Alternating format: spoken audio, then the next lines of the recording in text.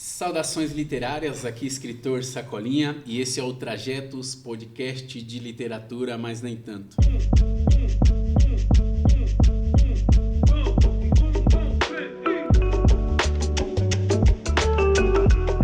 Hoje estamos recebendo um casal lindo aí da literatura periférica, da literatura marginal, da militância cultural e que é da Zona Sul.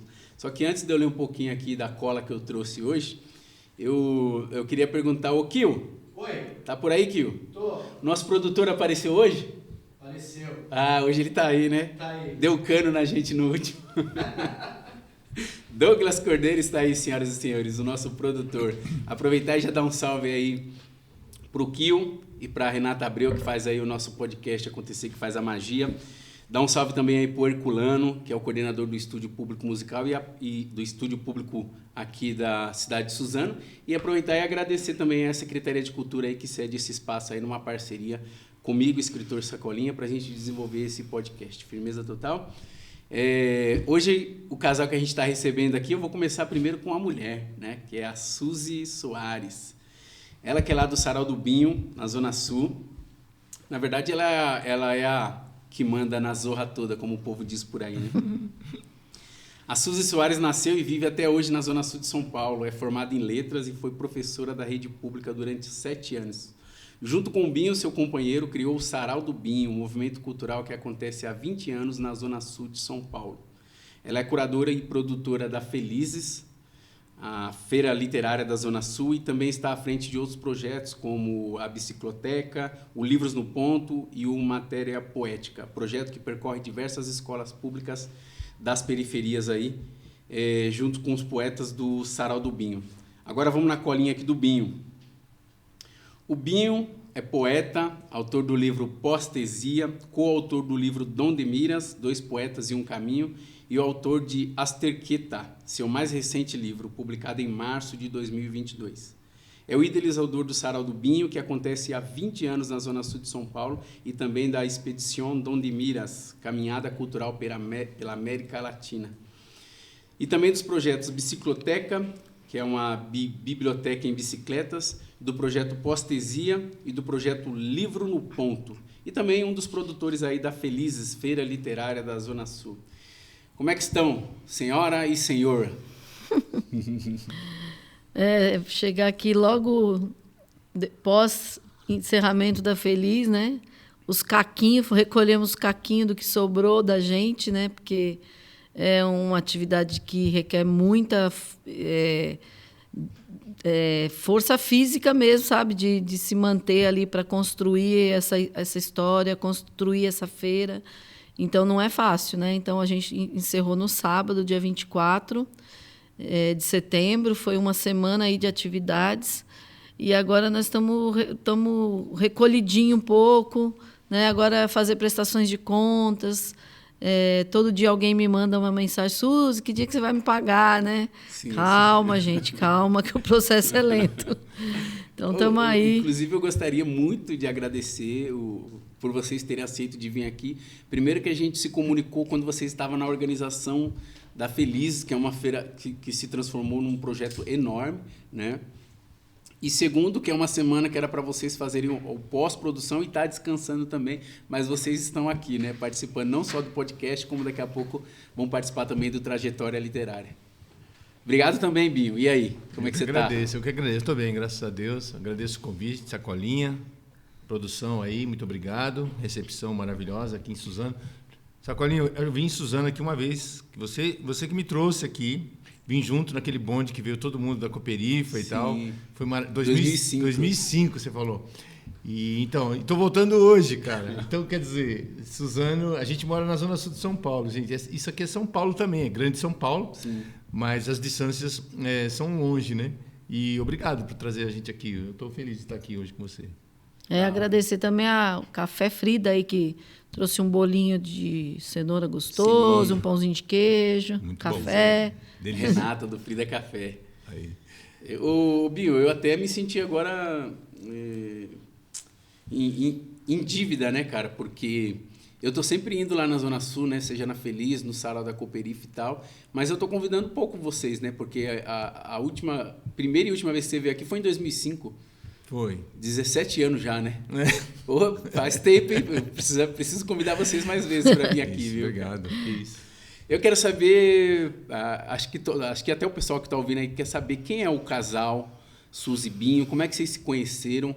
Fala pra gente um resumo. Antes da gente iniciar aqui, eu fiquei sabendo que vocês estiveram em Londres no início da década de 90, vocês ainda estavam ali no chamego, namorandinho e tal. Conta pra gente aí, como é que foi tudo isso aí? A história é longa, mas vamos abreviar, mas foi não, isso. E é bom que os dois estão aqui, porque aí se um mentir, o outro corrige. Não, só para dizer que quando eu fui primeiro para Londres, né? E aí depois... Mas você estava procurando o que lá em Londres? Então, eu não fui para Londres direto. Na verdade, entrou o plano cruzado no Brasil, né? As coisas ficou meio esquisitas. Eu falei, puxa vida, eu estou a fim de sair fora do Brasil, né? Queria conhecer outros lugares e tal. E aí a chance foi para ir para lá, para a Europa, né? Que eu queria ir. Então aí desci em Madrid, fui para a Itália, lavei carro na Itália, vi a Copa de 90, depois consegui ir para Israel, fiquei lá em Israel. Aí o Saddam Hussein invadiu ou ocupou o Kuwait na época. Aí Estava fazendo tipo um mochilão. Mochilão, Uhum. Não tinha paradeiro certo. E a Suzy me mandou $100 numa carta que chegou lá, né?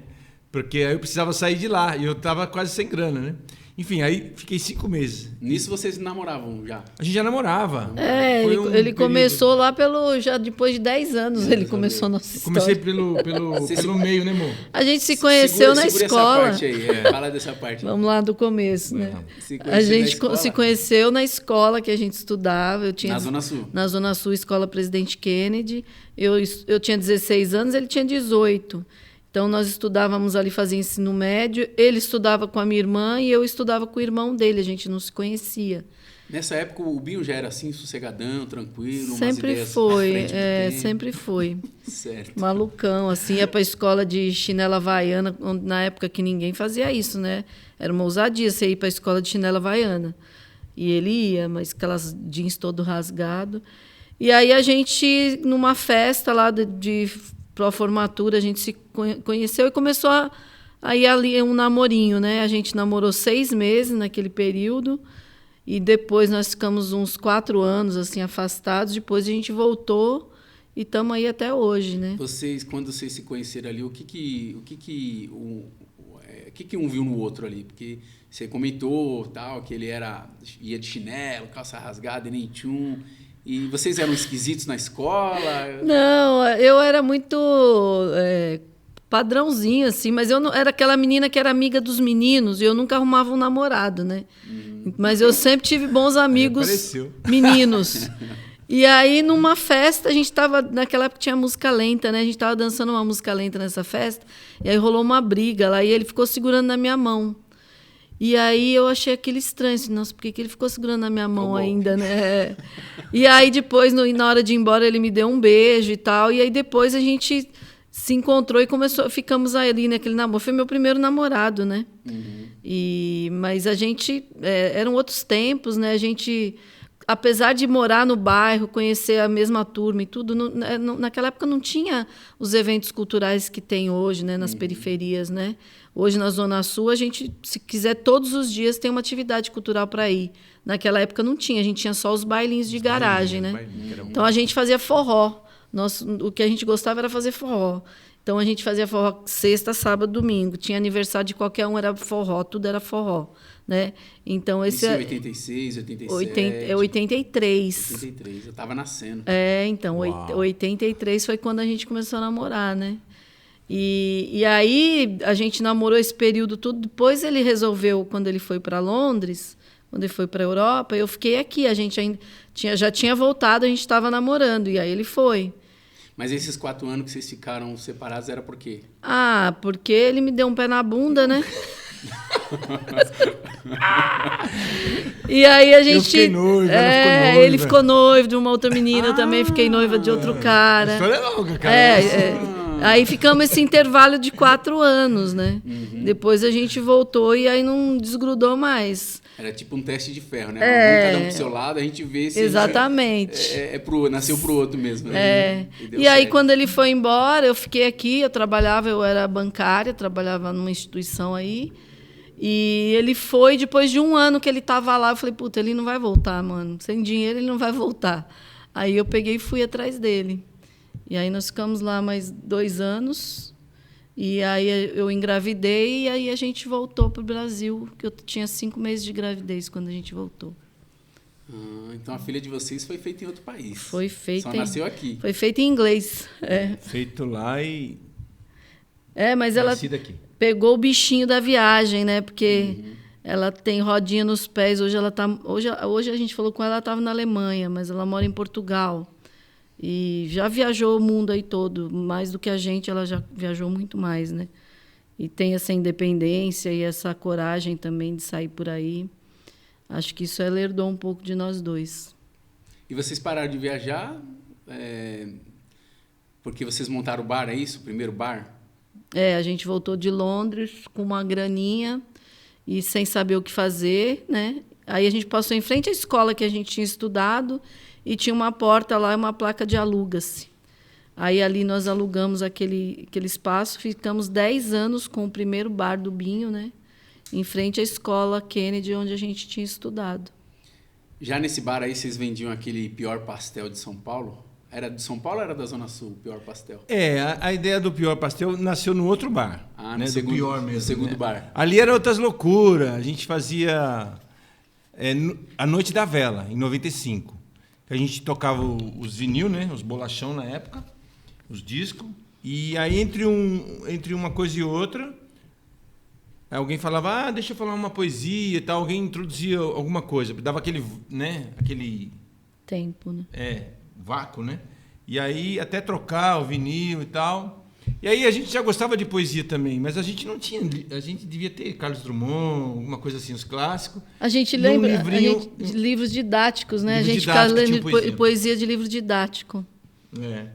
Então dali aí a gente começou a levar poesia e tal, mas era esporádico, né? A gente fazia essa Noite da Vela. Então foi 95, 96 e 90. Mas era só o nome ou tinha vela mesmo? Assim? Tinha vela, Noite da Vela. Não existia ainda o Samba da Vela, né? Que fique claro aqui, porque você pensa, o cara copiou. Não foi isso. Um salve aí pra rapaziada do Samba da Vela, Chapinha. Salve, Chapinha, grande Chapinha. Aí a gente, como o bar era iluminado e tal, então nesse dia a gente fazia tudo à luz de vela, né? A gente produzia o cenário e tal para fazer aquilo acontecer. E aí, numa dessas Noites da Vela, eu tive esse, como é que fala? Esse clarão, né? De falar, a gente podia colocar poesia em poste. Assim. Eu lembro até hoje falando com meu cunhado lá. Cara, aí veio a eleição, a gente tirava as placas dos políticos das ruas, na época que era chapa de madeira e tal. Sim. E aí, em 97, a gente esparramou, bicho, pela Zona Sul, São Paulo, Pinheiros, até no centro Paulista. A gente colocou, Paulista. E então a coisa foi nascendo assim. Através daí as pessoas ficaram, mas quem que é essa? Quem está fazendo negócio de poesia? Porque deu assim um burburinho, né, na classe artística, digamos, que existia. Mas ali também aí não vamos esquecer, né, que tinha as postes de hip hop, os Racionais estouraram na década de 90. Então tudo foi facilitando para que a gente também emergisse de uma certa forma nessa área da cultura, né? E nessa época o sustento de vocês vinha do bar? Do bar, sempre, total. Era o bar. E quando você teve a ideia da postesia, a Suzy embarcou também, ela chamou você de louco, falou, não... ela sempre, não. Eu sempre chamo o Binho de louco. Toda vez que ele tem umas ideias malucas, eu falo, ai meu Deus, lá vem ele com mais uma ideia. Mas aí no final você vai... Não, aí de cara eu falo, não vai dar certo. Eu sou aquela que sempre faz... pé no chão. Aí daqui a pouco tô eu lá organizando as maluquices que ele inventa, né? Sempre foi assim. Isso que é legal, né? Porque sem ela, imagina, não teria rolado, né? Algumas coisas assim, tipo... A caminhada, principalmente, né? Que reunimos muita força. Mas só para situar, então, em 97 teve a postesia. Em 98, a gente lançou a Postura, né? Que a gente tinha muitas placas dos políticos, né? E aí a gente pintava elas, coloria, falava pro pessoal, e o bar virou um ateliê, virou uma bagunça, você não sabia mais o que era pastel, o que era tinta, né? Modo de dizer. E era uma esquina ali, esse se você não conheceu, era uma esquina, e a gente colocou na esquina ali, eu sei que nós produzimos mais de 400 telas, né? Aí a gente deu o nome de Postura, porque o outro era Postesia. Porque eu fiquei pensando, pô, os artistas podiam colocar as telas nos postes também, né? Fiquei pensando nisso. Mas, de repente estava eu lá puxando esse bonde, né? Que foi maravilhoso, porque esse daí já foi um trabalho coletivo. A Postesia, na época, como eu não conhecia poetas, era só os poetas mortos praticamente, realmente não conhecia Sacolinha. Era uma coisa louca, a gente não sabia quem eram os poetas que estavam por aí, né? Mas nessa época você já escrevia umas poesias já? Então, aí eu comecei a escrever ali, em 95, 96, ali. Foi aí que surgiu aquela poesia lá do Campo Limpo Tabuão? Foi, o Campo Limpo Tabuão veio um pouco depois. Esse é o que você fala das Casas Bahia? É, isso. Tal. Fala ela pra gente aí, só pra situar o povo aí. Esse está no Dom de Miras, né? Vou até mostrar a capa dele aqui, Sim. que é o que eu lancei com o Serginho Poeta, né? De um lado tá o Serginho Poeta, de outro lado sou eu.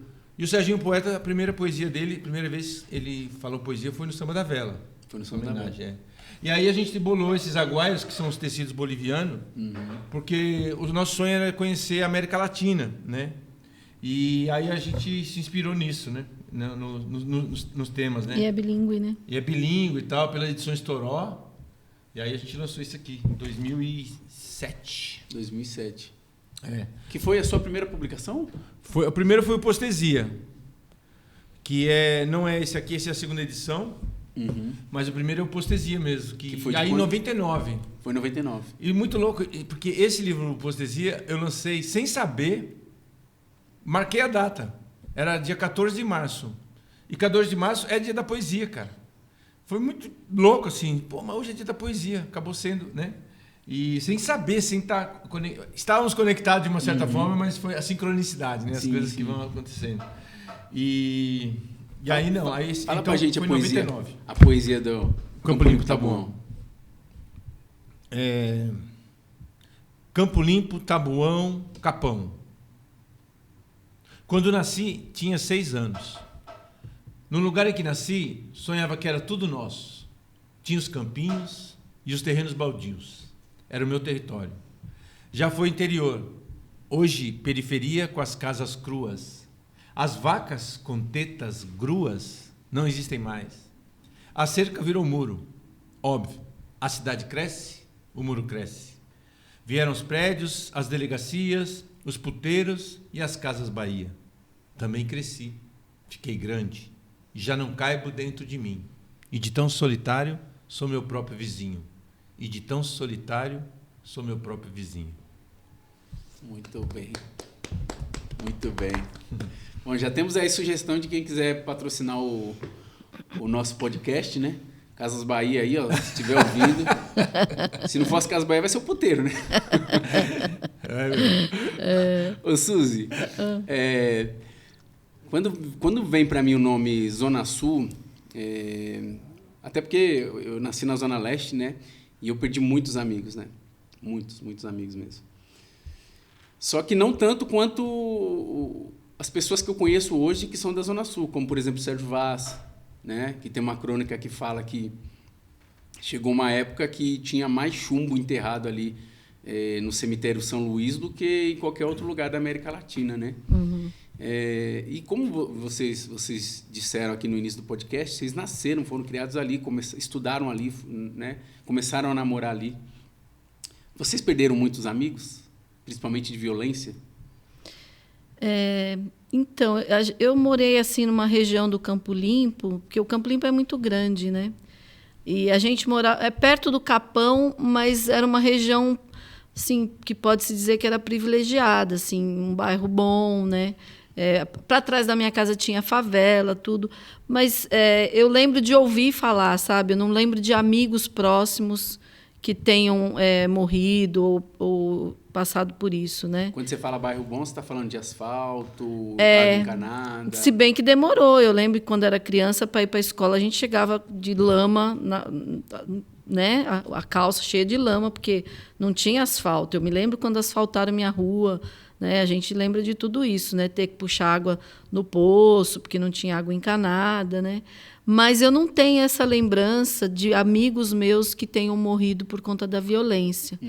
Mas talvez porque eu tivesse uma outra vivência, né? Eu ficava ali naquele meu mundinho ali do meu bairro, era o meu bairro perto da escola, onde eu morava era perto da escola, era esse circuito que eu ficava, né? Então, quando adolescente, eu não frequentava bailes, essas coisas, né? em salão, né? Então, era uma infância e adolescência mais contida ali.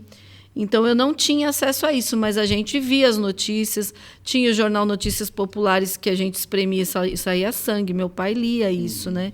Então, a gente via as notícias ali do bairro impressas no jornal, né? O Gil Gomes, o Afanásio. Isso, eu acordava com a minha mãe ouvindo o Gil Gomes, né? E aquela notícia, ele contava uma história assim, a gente ia se envolvendo e eu lá na cama ia me encolhendo ouvindo aquelas histórias, né? Sim. Que eram horríveis, né? Mas de amigos mesmo, de ter morrido assim, eu não tenho essa lembrança. Eu pergunto isso porque a maior parte dos artistas que estão aí hoje dialogando, trocando ideia, né? O próprio Sérgio, o Alessandro Buzo, vocês, eu... a maior parte deles sempre tiveram uma certa relação próxima com a violência, né? Com os amigos morrendo de bala perdida, começando a usar drogas, entre outras coisas. E muitos acabaram optando pela arte, pela cultura, como um refúgio também, né? Já que, teoricamente, diante da sua resposta, não foi essa a situação de vocês, eu também não sei, acho que o Binho também deve ter sido a mesma coisa. Eu pergunto, por que a cultura? Por que vocês estão hoje nesse meio da arte, da cultura? Se não é um refúgio por conta da violência, alguma coisa nesse sentido. É interessante isso você falar, né? Por exemplo, pela nossa idade também, década de 70, tal, Campo Limpo era periferia, como eu falei aqui, era meio interior ainda, a coisa estava se formando. Tem até um poema aqui que eu falo que alguma coisa de desovas, assim, né? Tipo, né? Épocas que não cuidavam disso ainda, né? A coisa veio chegando mais 80, 90, que a coisa pegou forte, né? Então a gente já estava numa idade já um pouco diferente ali. Então talvez por isso a gente era os violentados, né? Os enquadros que a gente tomou, os tapas na cara que a gente já tomou, né? De polícia e tudo. Então eu mesmo perdi amigo. Próximos, sim, mas que nem no nosso bar, 2 pessoas morreram assassinadas. Dentro do bar? Ali na frente. Na parte de fora do bar onde tinha as mesas, né? Então, a violência isso já anos 90, né? 90, né? Não eram nossos amigos, mas, digamos assim, não proximidade, né? Então, mas a violência está ali, a violência acontecia, né? Então, a gente viveu a violência, mas amigos, não, eu não perdi realmente de... nós tínhamos no bar, nessa época de 93, 94, porque era uma época que os jovens ali não tinham muito para onde ir. Então, o nosso bar era o único ponto cultural que tinha na região, né? Então, era frequentado por todo tipo de pessoa. A gente sabia que muitos que iam lá estavam no crime, mas a gente não perguntava, o que você faz? Qual a sua especialidade no crime, sabe? A gente atendia os caras faziam a conta, pagava a conta mensal, sabe? Aí, de repente, se ouve, o fulano morreu, o ciclano morreu. Nossa, foram morrendo vários, né? Não eram amigos, mas eram pessoas que frequentavam o nosso bar, jovens que frequentavam o nosso bar, que estavam envolvidos com crime, né? E aí, tanto é que mataram 2 caras do lado de fora do nosso bar por conta dessas questões, né? Dos caras estarem envolvidos com alguma coisa. E foi um período difícil, que às vezes a gente fazia um evento no bar e quando você via o fulaninho chegando, você fala, ai, meu Deus, vamos ter que ficar muito atento com isso, que o cara é meio perigoso, ninguém pode encostar, a gente tinha que ficar administrando isso, sabe? Para que não acontecesse alguma coisa violenta, né? Então, a gente tinha essa relação com essas pessoas, né? Então a gente viveu isso no bar, né? Mas isso eu já era adulta, tinha 27 anos, mas na minha infância e adolescência eu não vivi isso, né? Então realmente não tenho essa lembrança. E vocês conseguiam sobreviver do bar? Assim, porque as vezes que eu fui lá, eu fui poucas vezes. Se eu não me engano, 2 ou 3 vezes. E essas vezes que eu fui, eu percebia que o bar era um pretexto para ter um movimento cultural ali dentro, né? Eu olhava assim e falava assim, aqui tem muito pouco de comercial e tem muito de cultural. Vocês sobreviviam do bar nessa época? Sim, é porque você foi no segundo bar. Nesse segundo bar, a gente tinha essa opção fazer as segundas-feiras, porque era um dia calmo, tranquilo, que a gente queria... Por isso que começou a gente queria fazer de segunda, porque era o dia que dava para poesia. A gente até arriscou fazer de sábado e tal, mas era tumulto, era diferente, a galera quer beber, tá em outra vibe, era um problema. Aí a gente arriscou de fazer as segundas-feiras, na verdade. E foi o dia que pegou. E depois passou um tempo que acabou sendo o dia mais movimentado do bar. Concorria com a sexta-feira, né? Também. E, então foi uma opção que a gente fez, porque era o dia que dava possível para a poesia, que a gente achou que ali era... Né? E estava tudo pronto. Chegou ali, era fazer e acontecer, e a coisa... era mais fácil de fazer, né? No bar. Mas no outro bar a gente fazia muito movimento, cara. Era um reggae. Só que eu tinha uns problemas com o fiado, né? Depois ela vai falar aí. Eu não sei cobrar, não sei. É terrível, não sabia falar não. Olha, por isso que eu tenho que ficar longe do caixa e do caixa e do Pix. Não dá para ser. Então, mas deu o outro bar. Sinceramente, nós tivemos que... Hoje, se olhar para trás, o que a gente fez, cara, a gente teve que fechar a rua, porque o povo fechava a rua, né? E como é que os carros entravam para casa? Nesse segundo bar? No segundo bar. No primeiro. No primeiro já tinha esse problema. O que a gente fez? A gente furou o asfalto, fez uma cerca, passou corda, deixou uma pessoa tomando conta, como se fosse uma portaria, e aí lacrou a rua, fechou, e aí os carros passavam tranquilamente, os moradores. Foi uma invenção, mas nós tivemos que furar o asfalto, olha que maluquice, para resolver aquele problema ali, né? Era muita gente, cara. Era 1000 pessoas na rua, assim, ó. Era um negócio louco. Era muita gente. Isso já 99, 2000, né? Já no segundo bar. No primeiro. A gente fazia show de reggae, de forró, né? Muita gente apareceu ali. O Gaspar dos África Brasil estudava na escola da frente. A gente conhece o Gaspar desde que ele tinha 15 anos e ele, né, ele tocava ali no bar. Os meninos da banda Veja a Luz, que antes era a banda Varal, né? Muitos grupos de forró. E, era uma loucura, era muita gente, era muita gente. Soul, né, que aí já com o Guinão. E aí vocês chegam no segundo bar em 2001?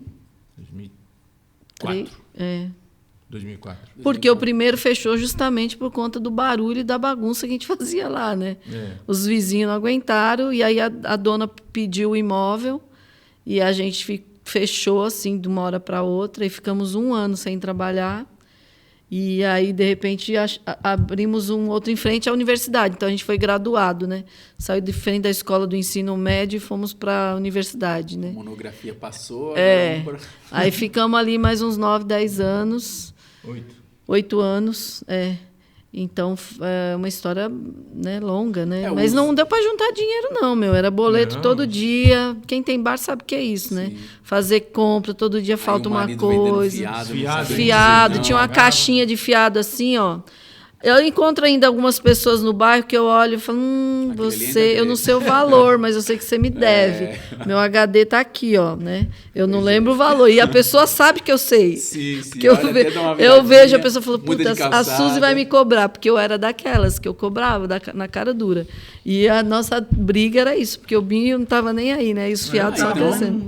Então, já vem daí o espírito de produtora, né? Porque, né, o Binho fazia as peripécias dele lá no bar, vendendo fiado, e você era quem cobrava, né? Eu era a pessoa má da história. Agora, o primeiro bar fechou porque a dona pediu, né? E o pessoal começou a reclamar. naquela época já era o fluxo raiz, né? Hoje tem os fluxos Nutella, né? É. E o segundo bar, o fechamento foi mais truculento, já foi uma coisa mais oficial, teve políticos envolvidos e tal. Multas. Como é que foi essa história? Vocês sofreram uma perseguição política, não foi? É porque, assim, ó, quem faz o sarau, né, a gente sabe que o microfone como é que se diz? É o diálogo mais próximo, né? E aí o pessoal, lá no caso, com a subprefeitura do Campo Limpo, então o pessoal fazia as reclamações ali no microfone, né? Da sub e tal, para alertar alguma coisa que não estava funcionando, né? E chegava lá nos caras, né? E aí a gente ficou persona não grata, né? Aí começou os caras, né? E antes também, o que aconteceu? A gente queria tirar o alvará, nunca conseguia. Ia para fazer esse alvará, ia para lá, precisava disso, agora é bombeiro, agora é não sei o quê, pelo em ovo, meu. Nunca conseguia esse alvará. Aí eu até brinco, né? Eu falo, pô, o Brasil não tem alvará de funcionamento para funcionar do jeito que funciona, né? Uhum. E aí tem uma poesia sua assim, né? Não tem. É essa fala mesmo. Uhum. E não tem. Aí não conseguimos. Aí fui tentar fazer o alvará. Aí queriam que colocasse a faixinha de um vereador lá e tal, essas coisas. Aí o negócio enroscou de um jeito, cara. Que aí fui negociar, eu achava que era dinheiro, né? Uhum. Mas os caras falaram, não é voto, né? Tipo, você está disposto a vender sua alma pro diabo e tal? Eu falei, nossa senhora. Eu falei, que isso? Como é que é isso, né? Foi terrível isso daí. Aí a gente ficou sendo perseguido. Aí a hora que deu uma reclamação lá, caiu alguma coisa, os caras aproveitaram, multa e não sei o quê. Aí começou, tivemos que fechar. 20 mil de multa a gente tinha para pagar na época. Chegou 15 mil nós pagamos. Naquela época foi... Não, deu uns 15 mil. Então, em 12. Imagina, 2012, 15 mil reais era dinheiro pra caramba, né? Aí fizemos... Uma das primeiras campanhas do Catarse, acho que eu me lembro assim, foi a nossa. E teve uma mobilização muito grande, pessoas da mídia assim, divulgaram tal, e a gente conseguiu pagar a multa, mas não tinha como voltar com o bar, né? Uhum. E aí, o estrago estava feito. O estrago estava feito. E a gente também não queria mais, a gente estava esgotado, sabe? Foram muitos anos da nossa vida dedicado àquilo, de segunda a segunda.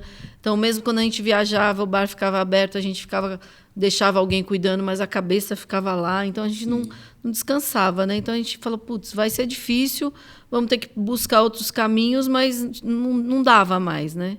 E aí a gente começa a perceber que o trabalho que a gente vinha construindo com o Sarau naqueles anos já tinha uma história, já estava consolidado, e aí a gente começou a circular com o Sarau pelos espaços culturais. Então, né? tá aí uma questão que eu quero levantar. E vocês podem ser objetivo na resposta, falem o que tiver que falar. Eu tive uma leve impressão, não sei, eu tô de fora, né? Talvez vocês de dentro vejam melhor. Mas eu tive uma leve impressão que essa perseguição política, né, parece que ela contribuiu bastante para o êxito do Sarau do Binho. Há malas que vão para o trem, né? Eu via que o Sarau do Binho, quando ele estava dentro do bar, ele circulava pouco, né? Depois que vocês fecharam e começaram a circular, eu comecei a ver o Sesc fazendo contratação do Sarau do Binho, eu comecei a ver mais os artistas, né, circulando cada vez mais. Isso se deve a essa perseguição ou foi mais uma questão de sobrevivência de vocês? Tipo, agora a gente não tem espaço, né? Não, aconteceu porque a gente já também... Foi questão de sobrevivência. Porque nunca a gente pensou que iria viver do Sarau, né? A gente não sabia que isso ia acontecer. A partir do momento que houve a divulgação do fechamento do bar, a gente teve um convite para o Sesc, que eles quiseram nos ajudar para poder pagar a multa. E aí, dali em diante, eu falei, poxa, então tem um caminho aqui que dá para a gente tentar, né? E aí eu começo a virar uma produtora cultural, né? Que até então eu nem sabia o que era, né? Então, foi importante, porque a gente começou a circular por outros bairros, né, e outras cidades e tudo. A gente tem um grupo um grupo consolidado. Assim, eu tenho cerca de 22 pessoas que fazem parte do núcleo duro do Sarau do Binho, que acompanham a gente em todas as atividades, né? Foi muito importante esse grupo durante o período da pandemia, a gente se apoiou, né? Então eu busquei alternativas para ajudar essas pessoas durante a pandemia, né? Seja com cesta básica ou escrevendo projetos que a gente pudesse auxiliar essas pessoas. Então existe um grupo que desde aquele momento se consolidou e que está junto até hoje, né? Então a gente fez o possível para publicar os livros também da maioria desses autores, os que escrevem. A gente já publicou através da Feliz e do selo Sarau do Binho, a gente já publicou 20 autores, né? Inéditos, né? Pessoas que frequentavam o sarau e que tinham seus escritos e não tinham como publicar. Então a gente ia lá, conseguia uma verbinha e tal, publicava 4 autores, depois publicava mais 3. No total são 20 livros que foram publicados, né? Porque é legal, porque às vezes o cara ele acha que ele não tem a possibilidade de publicar um livro. Porque antigamente, para você publicar um livro, você tinha que publicar uma cota de 1000 livros. Hoje você pode publicar 50 livros, 100 livros. Né? Aí você vendeu aquele, você vai, imprime mais 100, vai vendendo de mão em mão. Então tem pessoas lá que fazem isso, faz seu corre, sabe? A Pilar fazia isso, o Paul vem fazendo isso. Então, muitas pessoas lá, né, têm conseguido trabalhar a sua arte, sua literatura com esses livros que a gente conseguiu publicar, né? E como é que vocês veem assim, essa questão? Quando vocês estavam no primeiro barco, vocês reuniam 1000 pessoas ali, fazia show de reggae, disso, daquilo. Vocês, de fato, já começaram ali a ser o embrião de um grande movimento cultural da Zona Sul e que mais tarde lançariam, claro, acho que o povo está entendendo o que eu quero dizer, né? Mas vocês teriam uma ponta de responsabilidades em vários artistas que hoje estão na mídia. Então, por exemplo, a gente tem lá o grupo Clariô, né? As Clarianas, né? A Naruna Costa, ela tá no Irmandade, né? Que tá lá na Netflix. Agora acabou de sair também Rota 66. No Rota 66, né? E a Naruna, eu acho que nem estou errado em dizer que ela não tem um pezinho, mas ela tem um corpo inteiro também dentro do projeto Sarau do Binho também, né? Mas o grupo dela já existia, né? Sim. Elas são atrizes desde meninas, assim. Elas ensaiavam no quintal da casa do Pezão, para você ter uma ideia. Sim. Quando Mas, elas eram assim, adolescentes. Um bebe na fonte do outro, Sim, né? total. A gente está juntos há bastante tempo. E aí você citou, por exemplo, a Pilar, né? A gente tem o Veja Luz, o próprio menino do... Geraldo Magela, o Guinão, sim. o Bereguelé, que hoje é um autor, né, que está aí, autor e artista, múltiplo artista também, fazendo várias coisas também. Começou ali no Sarau, no Versos Inversos, no Sarau do Binho. Várias pessoas, né? O Luan Luando, tanta gente, né? E vocês se sentem com essa responsabilidade de segurar essa turma? Porque, por exemplo, veio a pandemia, eu vi que o Sarau do Binho ali começou a se mobilizar, a cesta básica, e ver se conseguia alguma atividade com cachê para contribuir. Vocês se sentem nessa responsabilidade? Como, por exemplo... padrinhos, como pais dessas pessoas que, de uma certa forma, se der merda para eles, a gente segura aqui. Vocês se sentem assim? Eu sempre me sinto assim, Eu tenho uma coisa canceriana de mãe, que eu sou daquela que eu vejo você sem blusa, eu vou falar você por um agasalho que você vai ficar resfriado, sabe? Na minha bolsa sempre tem alguma coisa de comer, essas coisas, né? E na pandemia veio uma preocupação, porque eu sabia da condição de cada um. Eu falei, eu preciso fazer alguma coisa, não dá para ficar parado, porque a gente estava numa situação confortável, a gente não paga aluguel, né? E a gente não tinha dívidas grandes para pagar, mas eu comecei a pensar em cada um, aí eu consegui receber um apoio financeiro, nem lembro de onde foi, porque eu corri atrás de tanta coisa, né? Fui conseguindo coisas assim. E aí eu peguei e falei assim, peraí, deixa eu pensar em quem é que está precisando, né? Aí eu fui para além do nosso grupo, né? Porque eu sempre tentei olhar para além do grupo do Sarau do Binho. Então eu olhava no Facebook, puta, esse fulano aqui, ó, eu sei que ele deve estar precisando, que ele vende artesanato na rua, ele não deve estar vendendo nada. Aí entrava em contato fulano, ó, eu tenho uma ajuda aqui de R$300, uma cesta básica, tal. O cara veio me agradecer esse ano, ele falou, Suzy, você foi a única pessoa que me perguntou se eu estava precisando de ajuda naquele momento. Foi fundamental aquela ajuda que você me deu, né? Então, eu fui fazendo isso, né? Pensando em cada um, minha anteninha ligada, falar, puta, eu acho que fulano está precisando, sabe? Fulano paga aluguel, o outro paga pensão, sabe? Então, tentando ajudar. Mas é sempre assim, eu continuo dessa forma, a gente faz as atividades do sarau e eu tento... O pessoal às vezes me liga, Suzy, puta, eu tenho meu aluguel, vence amanhã, dá para você me adiantar um dinheiro? Eu até brinquei com o Augusto que eu sou o Subank, né? Aí, ó, tá vendo o nome da criptomoeda que o Binho quer lançar? Aí essa semana teve um que falou, putz, eu fui no dentista, fiz um orçamento lá e fechei, e aí ela vai facilitar para mim com os boletos, dá para você ir segurando aí os cachezinhos que você me paga, aí você vai pagando direto para dentista. Então, são várias histórias, né, que a gente vai tentando ajudar as pessoas, né? Eu sou aquela pidona, o cara quebrou o celular e eu já ponho no Facebook. Quem é que tem um celular aí para arrumar para o fulano que está sem, né? E vamos tentando ajudar o que pode, né? O Binho está com um livro novo aí. Queria que você pegasse esse livro aí, Binho. Porque a pergunta que eu vou fazer tem a ver com esse livro. A gente trocou o livro na Bienal, né? E aí eu fui dar uma folheada no livro, né? Que eu falei assim, eu tô achando esse livro muito complexo. Deixa eu folhear para tentar entender e começar a ler, né? Já começa pelo título, né? Asterqueta, né? E aí tem umas imagens de você produzindo esse livro, né? Acho que é numa zona rural, num sítio, alguma coisa assim. E aí quando a Suzy está falando, né, desse... Não é mais nem projeto cultural, é social também, né? De ajudar e contribuir com essa galera. Eu fico pensando nessa coisa do não só artista, né? A pessoa tem que ser artista e, ao mesmo tempo, tem que ativista.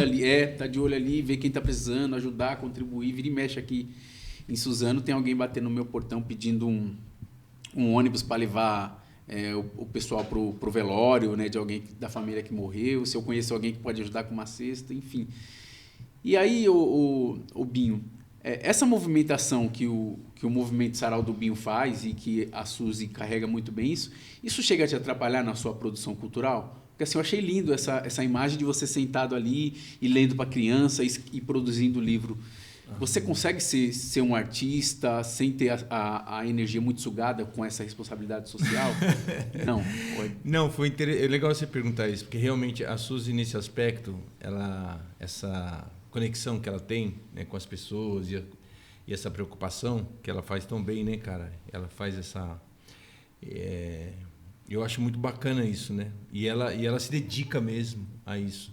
Então, eu acho que nessa parte a gente conversa, vai ajudar quem, às vezes não, né? Mas a gente está sempre dialogando com isso, tal, e pensando, né, nas pessoas, assim, Primeiro a gente começa com o pessoal do sarau e aí dali começa a expandir, né? E isso me aconteceu por um período, ou a questão de produzir mesmo e tal. Esse aqui eu fui contemplado pela Lei Aldir Blanc, né? Então eu pude realmente ficar um tempo, né? A gente, no começo da pandemia, a gente comprou um sítio em 11 famílias. Então a gente fez tipo uma comunidade, né? E isso facilitou. Então esse espaço que você As viu famílias aí, da Zona Sul, que tem afinidade. Amigos, Amigos e enfim, foi assim que a gente conseguiu esse espaço lá. Então esse lugar é lá. Nessa comunidade que a gente tem. E aí, como eu recebi aí pela Lei Aldir Blanc, eu consegui ficar parado, me dedicar um pouco e tal. Mas sim, com certeza, a parte... Até hoje, a minha dedicação era para os saraus, todo esse movimento e tal. Então, eu deixei a minha obra um pouco de lado, né? Então, isso sim, se acaba... Mas foi escolha também, né? Porque a gente tinha muita coisa para fazer, né? E os encontros, as pessoas se desenvolvendo, e os saraus ali pipocando, um sarau aqui, outro ali, você podendo estar, né? Hoje não dá mais para fazer isso, né? Não tem nem energia mais como tinha para fazer essas coisas, né? E, então, eu acho que é legal também focar na obra um pouco, né? A gente gosta, né? A gente que é artista, que nem eu não sabia que eu tinha esse dom, né? Acho que foi um dom também, vamos dizer que é dom. De colorir, de pintar, assim. Eu gostei do resultado do livro, para mim. Que acho que o mais importante é você faz alguma coisa, quando você escreve o livro, você fala, puta, que legal, consegui, é isso que eu quero, estou realizado como aquela obra ali, né? Então eu gostei muito, né, desse livro. de ter feito, me sentir realizado com isso. Então, quero fazer mais coisas nessa área. Então, talvez vou me dedicar um pouco mais, mas sempre quando tiver que dedicar às pessoas também, é uma coisa que a gente faz, né? Já está ali. Sim. A nossa casa é meio que isso mesmo, né? Já virou essa coisa em casa, né, amor? De receber artistas, de pessoas... A gente já teve umas 4 ou 5 pessoas que moraram durante um ano na nossa casa. Uhum. Não estou conseguindo pagar aluguel, estou numa situação assim. Pessoas que estavam doentes e tal, e ficaram lá em casa. A gente foi, né? Artistas que vêm de fora, às vezes fica ali um período. E essa coisa da cesta básica continua, diminuiu, porque a gente não tem recebido muito mais, mas as pessoas continuam indo lá, porque isso se expandiu para além dos artistas, né? A gente começou a atender pessoas da comunidade no nosso portão. Pessoas que a gente não conhecia e que não conhecia o nosso trabalho, né? A gente deu para um carroceiro, lembra? Começou ali. Era só dentro do meio cultural ali, né? Ainda estava ali naquele povo, né? Aí a gente ofereceu para um carroceiro. Daquele carroceiro... Putz. Aí não demos mais conta, né? E eu estava sempre assim... Quando estava zerando as cestas básicas, eu falei, puta, agora acabou mesmo. Aí surgia de algum lugar, eu falava, Suzy, tenho 20 aqui, vem buscar. Suzy, tenho 10, tenho não sei o quê. E aí nunca ficava sem nada, sabe? Uhum. Mas aí a gente começou a ter um controle, assim, um filtro maior para, dentre os que precisavam, os que precisam mais, né? Porque está todo mundo numa situação muito ruim, né? Então, uma cesta básica para uma família de 6, 7 pessoas não dá para uma semana, né? Então, ele vai vir na outra semana e vai te pedir de novo, né? Porque está todo mundo desempregado, porque está muito difícil mesmo, né? Então, até hoje, a gente continua com esse trabalho lá. Ô, Suzy, você deu aula no estado, é isso? Sim. Por quanto tempo? 7 anos? 7 anos. Você era concursada?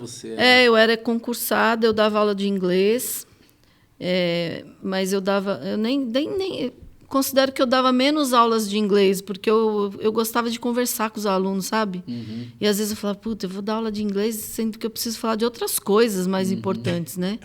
Então, os meus alunos falavam que eu era a professora de lições de vida.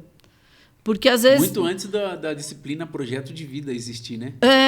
Então, porque às vezes eu via uma situação dentro da sala de aula, tipo uma situação de racismo, de homofobia, de discriminação, seja qualquer, eu parava a aula e falava, não, para tudo, vamos falar sobre isso agora.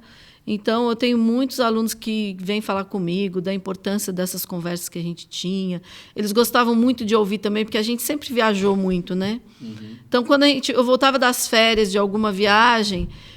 Aí eles falavam, professora, conta como é que foi sua viagem e tal, não sei o quê, né?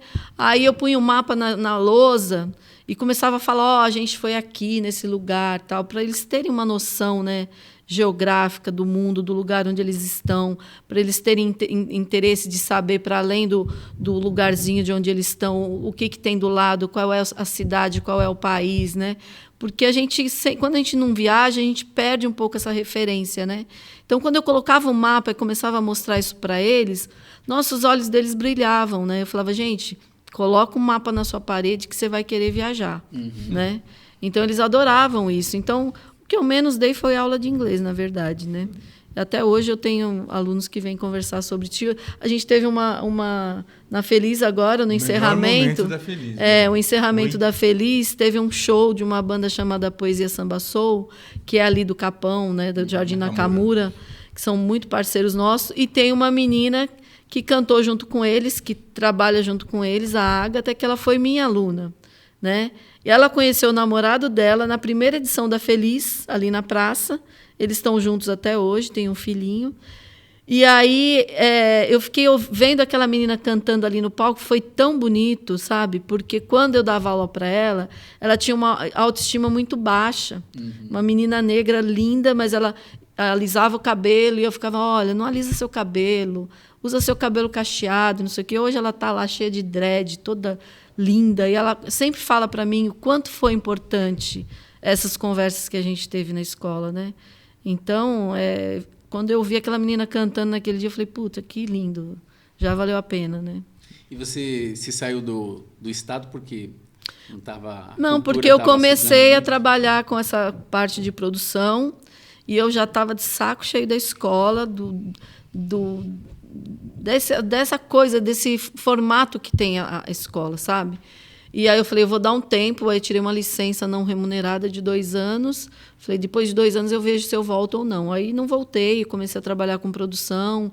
E como eu não pagava aluguel também, eu tinha uma situação mais confortável. Falei, não, acho que dá para eu me dedicar a isso. Aí eu saí. Hoje eu estou na educação de outra forma, né? Quando a gente leva os saraus para as escolas, a gente tem contato com muitas escolas. A gente tem fila de espera até junho do ano que vem para atender escola, sabe? Porque a gente não dá conta dessa demanda, né? Então, essa é a educação que eu estou trabalhando hoje é essa, né?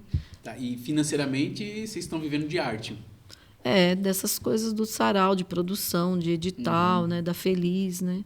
Pouquinho a gente que trabalha com arte e cultura, você tem que aprender a ter várias fontes, né? Então você escreve um edital aqui, um outro ali, aí você faz uma atividade num SESC, você participa de uma mesa não sei onde, é um pouquinho que vem de cada lado e você vai se sustentando disso, né? Engraçado que antes aqui a gente estava falando de educação financeira, né? Criptomoedas, essas coisas. E o povo da educação financeira fala assim, não, se você quer enriquecer, você tem que ter várias fontes de renda.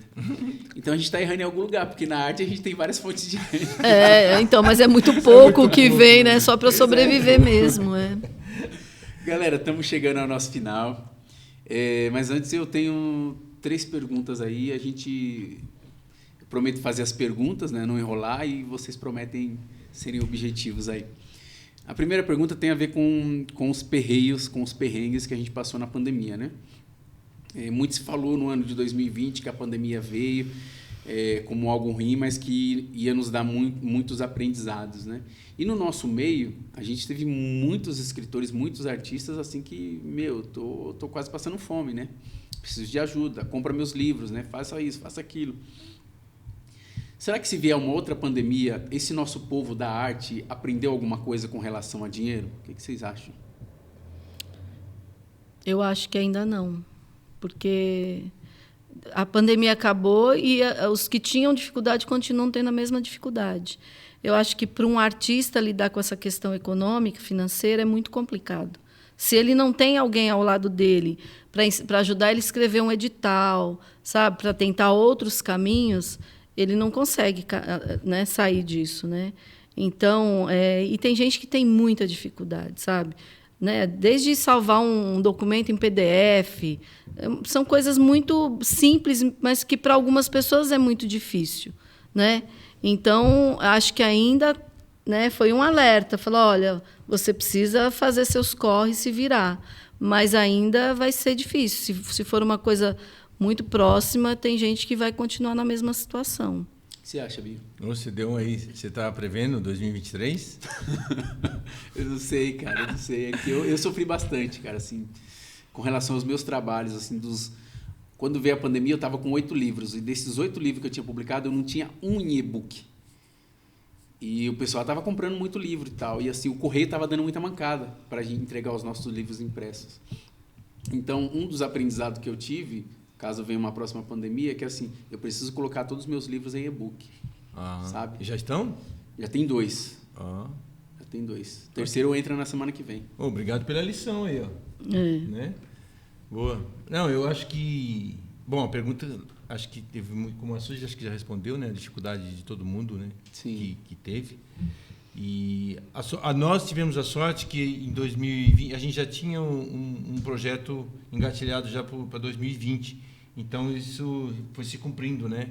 Isso acabou facilitando para a gente, né? Mas eu acho que a dificuldade foi para todo mundo mesmo. Né? Eu não sei se estamos preparados, não. E mesmo que não venha uma pandemia, recessão, guerra, eu não sei. 2023 está se desenhando um ano difícil, assim. Pelo que está vindo aí, eu não sei se vai ser fácil, não. Quem está no sistema tem que viver no sistema, mas fora dele. E é difícil. A gente tem que aprender a como viver fora do sistema, estando nele.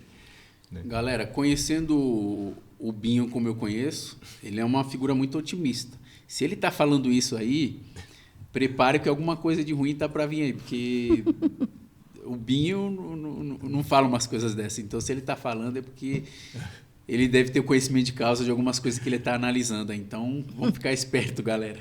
É verdade. Eu acho que a gente tem que se preparar para algumas coisas, assim, eu acho. Vamos ter tempos difíceis ainda, né? Nós estamos passando por um período, a pandemia, tudo. É uma agenda, né?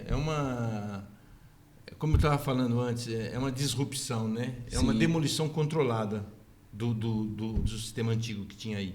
Então, nós vamos passar algumas perrengues, mas é uma demolição controlada, é controlado, só que é uma agenda. E os caras falam que na política não acontece nada que não seja já programado, pode ter certeza que faz parte dessa agenda aí. E a gente... Então, é bom a gente se preparar, assim, para algumas coisas, gente. E aí, se preparar, que você diz, é financeiro, psicológico... Tudo, verdade. Tudo. Porque quantas pessoas não ficaram mal, né? Não foi fácil. Eu mesmo teve momentos difíceis, assim, sabe? De ficar mal, né? É depressão, você fica caído, né? Você acaba vendo as coisas de outro jeito, né? Não vê muita luz naquele final do túnel, né? Então, tem muita... Eu acho que a gente tem que se preparar, né? Nesse sentido... Fisicamente, mentalmente, exercício, saúde. Busque sua saúde, se informe sobre saúde, gente. Tome sol. Tome sol. Beba água. Água da boa. Sim. Tem um monte de coisa aí, gente, que a gente tem que ficar esperto. Mas o que ajudou a gente também muito nesse período da pandemia foi ter comprado esse sítio com esses amigos, sabe? Porque era um sonho muito antigo. Quando chegou o ano da pandemia, a gente falou, agora nós temos que achar esse lugar. Saímos que nem doido, todo final de semana a gente saía para procurar, e aí compramos, e aí durante os dias mais difíceis da pandemia, a gente ia para lá com esses amigos, ficava ali todo mundo junto, todo mundo fazia uma comida, uma fogueira. Então, a gente teve essa sorte, né? Porque também, se você ficar preso dentro de casa, apesar de a gente ter uma casa grande, com uma área que dá para tomar um sol... A maioria das pessoas não tem isso. E a solidão também, né? A solidão pegou pesado para a maioria das pessoas na pandemia, né? E aí a penúltima pergunta, né? Tem a ver ainda com a pandemia. Vocês chegaram a criar uma rotina na pandemia? E que rotina vocês têm hoje, assim, com relação a trabalho, leitura, escrita? É uma rotina meio maluca, depende da demanda de trabalho, mas a gente é preguiçoso, a gente acorda tarde, a gente dorme tarde também, né? Mas a gente acorda tarde e... Você fica procurando assunto de noite, tipo na televisão, no celular? Isso para relaxar, mas às vezes eu vejo lá, vejo série. O Binho não vê, porque ele não tem paciência de assistir essas coisas. Binho é tiozinho, né? Os tiozinhos são assim, né? Eu fico estudando. Minha sogra, ele fica estudando, ele fica estudando as maluquices dele no YouTube. Mas aí, para mim, a vida começa a partir depois do almoço, porque eu não fico sem almoçar. Então, geralmente, meio-dia estou almoçando e, a partir dali, aí depois eu vou para o computador e começo a trabalhar. E, muitas vezes, a pessoa acha que porque eu estou em casa, sentada no computador, eu não estou trabalhando, né? Mas não, eu trabalho pra caramba. E essa coisa de você trabalhar em casa, quando você vê, você está lá meia-noite, você está trabalhando, recebendo mensagem, mandando mensagem para os outros, sabe? É uma coisa meio louca, né? Essa coisa da internet, né? Antes você tinha um limite de trabalho.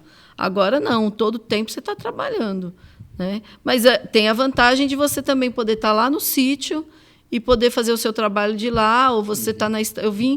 Quando a gente veio para cá, eu estava participando de uma reunião dentro do carro, né? E o pessoal fazendo a reunião virtual e eu ali participando da reunião. Então, tem essas vantagens, mas você também tem que se controlar, porque senão você vai ficando doido, né? Uma curiosidade minha, Suzy, a gente tem a Marilda Borges, que é a esposa do Buzo. Ela não escrevia, mas tirava umas fotos, depois parou e passou a bola para o filho fotografar e tal. A gente tem a Érica Peçanha, que é uma antropóloga, né, da periferia, estudiosa e tudo mais, que escreve umas teses. E eu sempre perguntei assim, sem muito compromisso, tanto para a Marilda quanto para a Érica Peçanha, sobre escrita, né? Você tem alguma coisa escrita? Tem alguma coisa, né, poesia, alguma vontade de escrever? Porque esse povo participava dos saraus, né? A Érica Peçanha, a Marilda e tal. E você também está no olho do furacão. Você tem alguma coisa escrita, escondida, assim, rascunhada? Não, o Binho vai falar que eu escrevo super bem, eu sei que ele vai falar isso. Mas eu sou mais da narrativa, assim, sabe? A minha narrativa é muito linear, né? Então, mas eu não tenho nada escrito, assim, sei lá. Eu gostava, assim, uma vez, quando a gente começou a viajar, eu comecei a fazer relatos das viagens, né? Então, isso eu fiz, mas não tenho poesia, nada, não tenho essa pretensão também. É verdade isso, Bia? É verdade. Não, ela não tem, que eu saiba, assim, nada, mas as coisas que ela escreve, né? Eu gosto do que ela escreve, né? A narrativa, como ela disse, né? Tipo crônica, como conto, né? Bem interessante.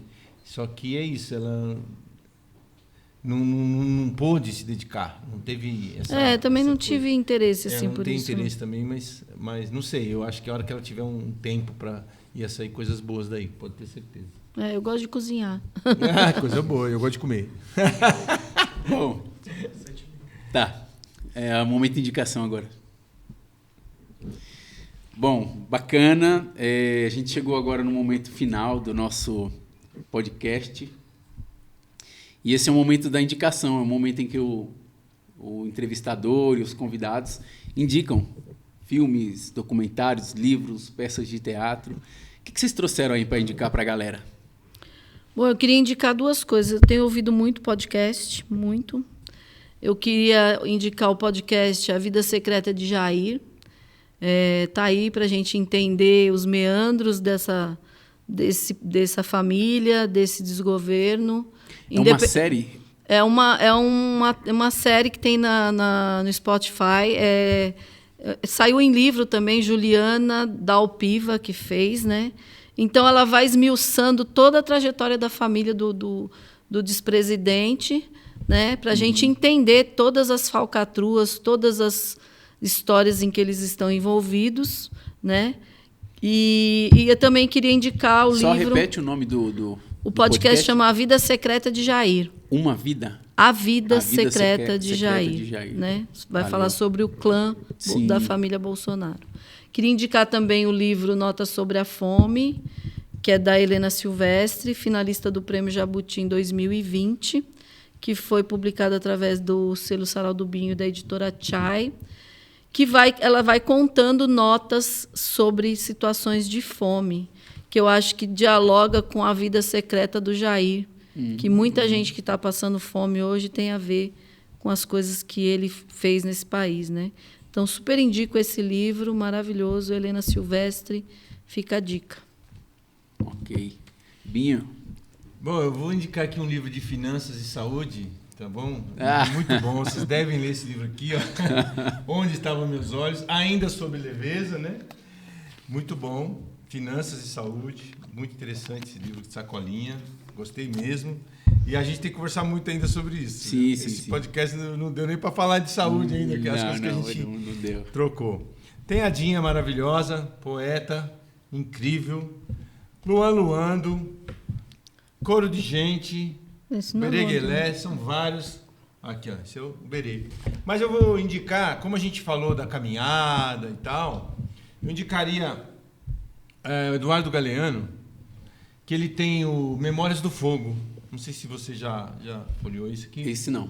É interessante que ele vai falando da história de 1500 para cá, até um pouco antes, ele conta umas histórias, e depois de várias cidades e várias localidades, coisas que aconteceram, fatos que ocorreram na América mesmo, da Patagônia até o Alasca, tipo assim, né? Então, Memórias do Fogo, do Eduardo, é uma trilogia, se eu não me engano. Esse aqui é O Século do Vento, são 3 livros. Esse é muito interessante, né?